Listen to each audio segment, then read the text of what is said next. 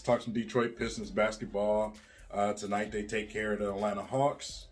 Atlanta Hawks are already an injury-riddled team, man, and continuously having players get injured. But the Pistons tonight, well, should I say Frank Jackson tonight and Diallo decided to take care of the Hawks.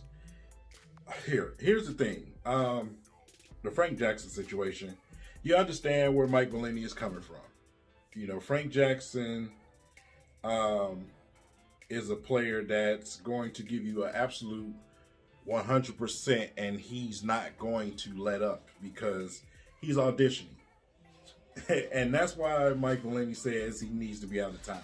That's not going to happen. If it's not him, it's going to be another player, Mike Maloney.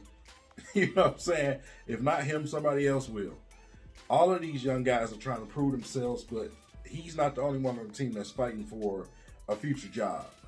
Not just per se with the Pistons, but auditioning for teams to say, hey, I still have something, some value to a NBA roster. So, of course, Frank's going to go hard. But, yeah, Frank Jackson played very well tonight. His effort was amazing tonight. The shots he took tonight were amazing.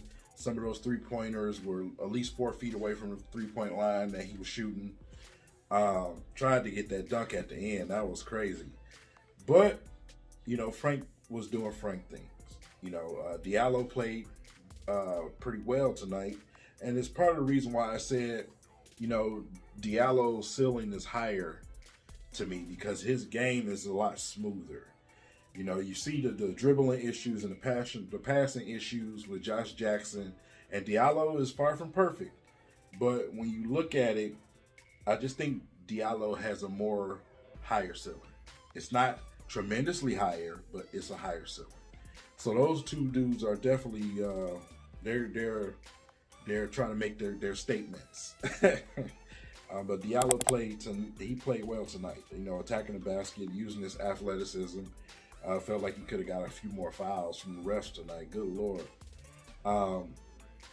But, you know, him and, you know, being out there with the younger unit, which I love to see when he's out there with Isaiah and Killian.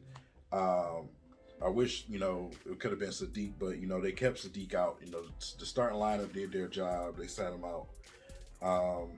You know, and these last, you know, 11 to 12 games, however many it may be left, that's just what you're going to see. You're going to see guys out, and you're going to wonder why they're out, but that's why they're out. The Detroit Pistons are trying to take a measuring scale of these guys and look at them and get their final looks in because we obviously not going to be bringing everybody back.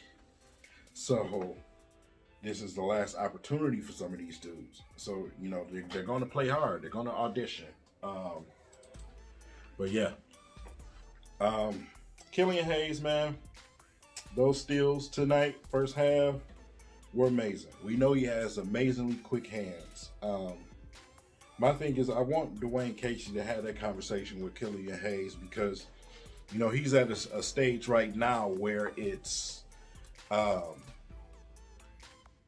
as far as his offensive game goes, he has to make the right play when it's going to the basket. He's going to the basket looking to pass the basketball.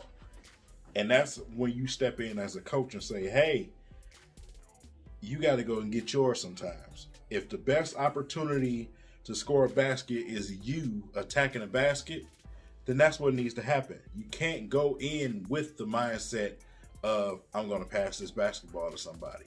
Because you're going to create turnovers. And we've seen that tonight. We've been seeing it here and there with him. So, passing is still great. You know, I wish some of these guys would just knock down some shots. Good Lord. But that is the situation with Killian Hayes, man. Like I said, the offense is going to come, obviously.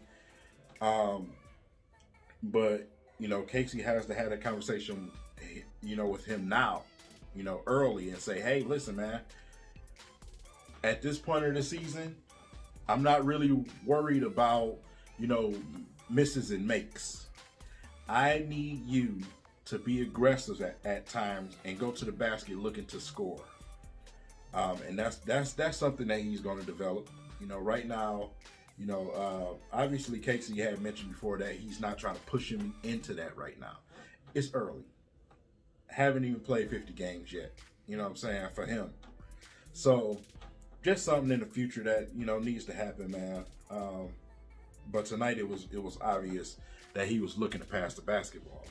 He was one for five tonight, and a couple of those shots that he passed up probably could have turned out really well for him.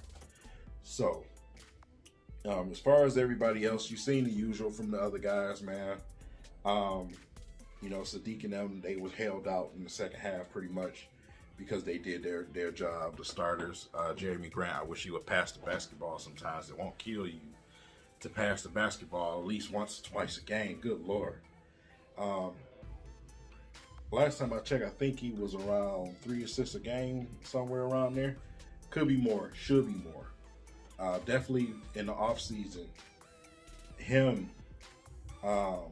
Josh Jackson, 2 things they need to work on: passing the basketball, but also dribbling. I am so sick of Jeremy Grant on the ground for no apparent reason, tripping himself up sometimes. I swear he is. But yeah, dribbling, ball handling, man. Jeremy got to learn how to use that offhand too, just like Killian.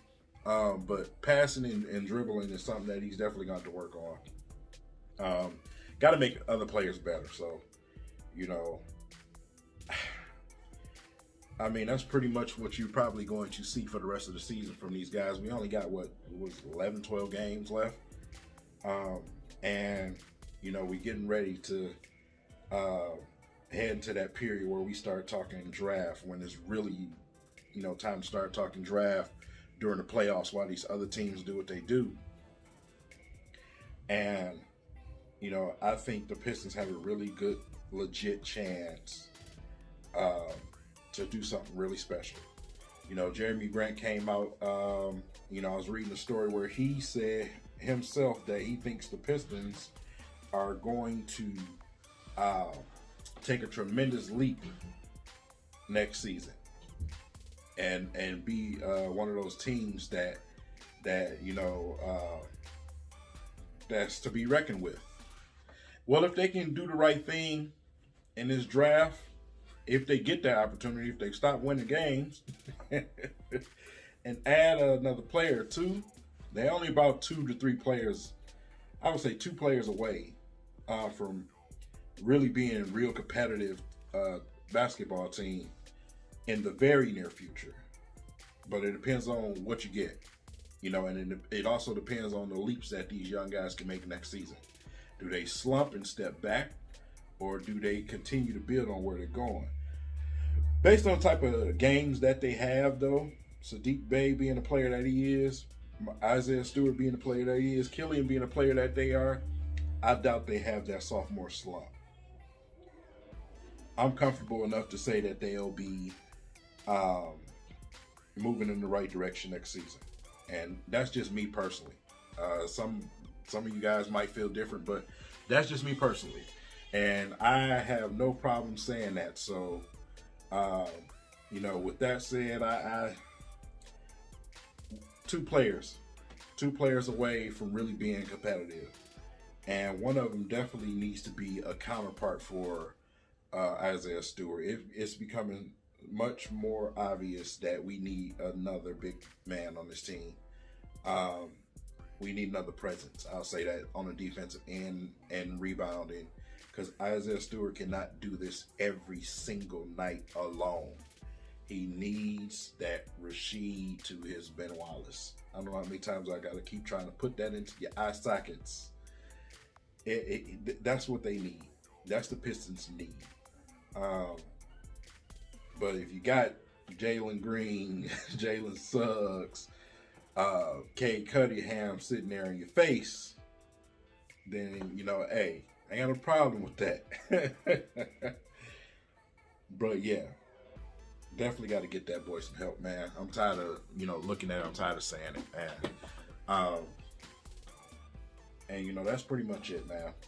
That's pretty much it. I'm going to go ahead and watch the rest of this Lakers game. Uh,